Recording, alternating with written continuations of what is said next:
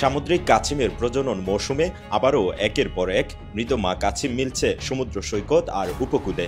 মাছ ধরার জাল, সমুদ্রগামী জাহাজ কিংবা ট্রলারের আঘাতই মৃত্যুর কারণ বলা হলেও পরিবেশবাদীরা এ নিয়ে উদ্বিগ্ন।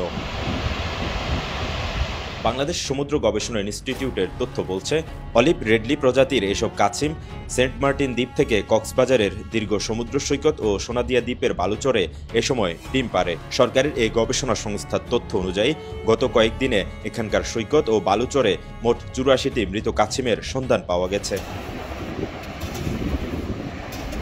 এদিকে নভেম্বর থেকে মার্চ পর্যন্ত এই সময়টা সামুদ্রিক কাছিমের প্রজনন মৌসুম। এ সময় মা কাছিম উপকূলে আসে ডিম দিতে। এ সময় কাছিমগুলো জেলেদের জালে আটকে সমুদ্রে চলাচলকারী বড় নৌযানের ধাক্কায় কিংবা উপকূলে ডিম পাড়তে এসে কুকুরের আক্রমণে মারা যায় বলে দাবি করছেন বাংলাদেশ সমুদ্র গবেষণা ইনস্টিটিউটের এই বৈজ্ঞানিক কর্মকর্তা।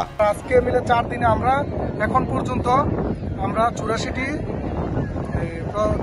মৃত অলিভ রিডলি কাছিম আমরা রেকর্ড করেছি। প্রথমত যেহেতু মা কাছিম অনেক দুর্বল থাকে, ডিম পাড়তে আসার সময় যখন বিচে এসে ওঠে তখন আসলে এই কুকুরগুলো তাকে সহজে আক্রমণ করতে পারে। আরেকটা কারণ হতে পারে, সেটা হচ্ছে জেলেদের জালে আটকা পড়ে মারা যেতে পারে। সামুদ্রিক কাছিমের মৃত্যু বন্ধ এবং ডিম পাড়ার আদর্শ পরিবেশ নিশ্চিত করতে সরকারের সংশ্লিষ্ট গবেষণা প্রতিষ্ঠান একটি গবেষণা পরিচালনা করছে।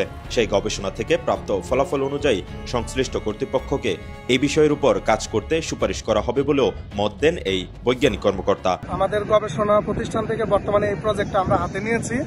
তো আমাদের প্রজেক্টটা মাত্র শুরু হয়েছে। তো আমরা এটা আসলে গবেষণার যখন শেষ হয়ে যাবে, আমরা যখন আমাদের এই অর্থবছর শেষ হবে তখন আমরা ভালোভাবে সুপারিশ দিতে পারবো।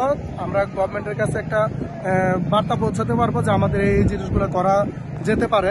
পরিবেশবাদীরা বলছেন, ডিম দিতে এসে মা কাছিমের মৃত্যু কখনোই কাম্য নয়। সহসা এটি রোধ করা না গেলে সমুদ্রের ইকোসিস্টেমের উপর মারাত্মক প্রভাব পড়বে। একটি তদন্ত কমিটি গঠন করে কাছিমের মৃত্যুর কারণ অনুসন্ধানের দাবি করেন তারা। কাছিমরা ডিম পাড়তে না পারে নিরাপদে, তারা বিভিন্ন কারণে তারা মারা যাচ্ছে, সেটি উদ্ঘাটন করা দরকার। যারা পরিবেশ বিজ্ঞানী এবং সমুদ্র গবেষণা ইনস্টিটিউট উচিত এটা নিয়ে গবেষণা করা, কেন মা কাছিমগুলো মারা যাচ্ছে। কাছিম মৃত্যুর পেছনে জলবায়ুর যে প্রভাব সেটাও যেমন কাজ করছে, এবং সমুদ্রের ডাস্টবিনকে তো এই যে কাছিম যদি মারা যায় তাহলে পরিবেশের জন্য একটা মারাত্মক প্রভাব পড়বে বলে মনে হচ্ছে।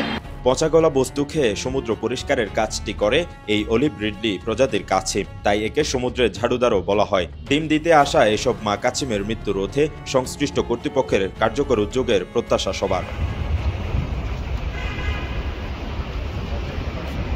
কক্সবাজার থেকে মিশু দাশগুপ্তের পাঠানো তথ্য ও ছবিতে ডেস্ক রিপোর্ট, কালের কণ্ঠ, চট্টগ্রাম।